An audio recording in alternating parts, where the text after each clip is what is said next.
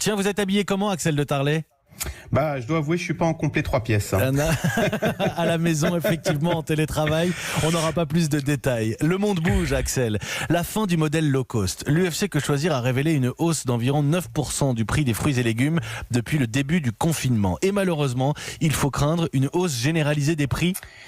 Oui, alors pour les fruits et légumes, tout est plus cher avec le confinement, la main d'œuvre, les coûts de transport, et puis on trouve plus, par exemple, vous savez, de fraises espagnoles, qui est beaucoup moins cher. Et effectivement, l'UFC Que Choisir craint une inflation généralisée. Dans l'aérien, hier, vous aviez Alexandre de Juniac, qui représente les compagnies aériennes, et qui a été très clair sur notre antenne.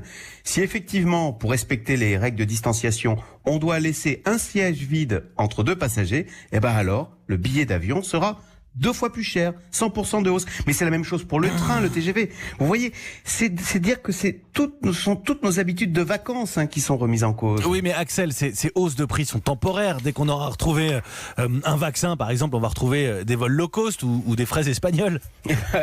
Pas sûr, parce que vous savez, ce modèle low cost, il était déjà très attaqué avant l'épidémie. Je vous rappelle quand même que dans l'alimentation, notre gouvernement a fait voter une loi, la loi Egalim, pour interdire les promotions. Et puis dans l'aérien, les vols low cost étaient déjà très critiqués pour leurs émissions de CO2. Maintenant, il va y avoir en plus la question sanitaire. Car de même qu'on a renforcé les contrôles de sécurité après les attentats du 11 septembre, on va très certainement renforcer maintenant les contrôles sanitaires avant d'embarquer. Ça veut dire donc plus de complications.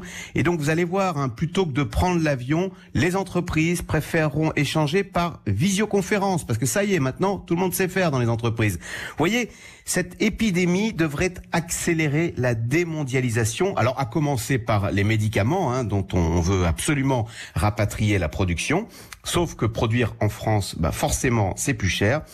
Mais finalement, Mathieu, est-ce qu'on va quand même pas redécouvrir la vraie valeur des choses? Parce que franchement, un t-shirt à 2 €, un billet d'avion à 15 € pour franchir toute l'Europe, franchement, était-ce bien normal? Était-ce bien durable? Alors le monde est divisé désormais entre ceux qui pensent qu'on va retrouver la vie normale une fois le Covid-19 battu, et puis il y a ceux qui pensent que le monde aura changé, et nous serons là pour le raconter quoi qu'il arrive avec vous, Axel de Tarlet. Merci beaucoup, on vous retrouve tous les matins à 7h20.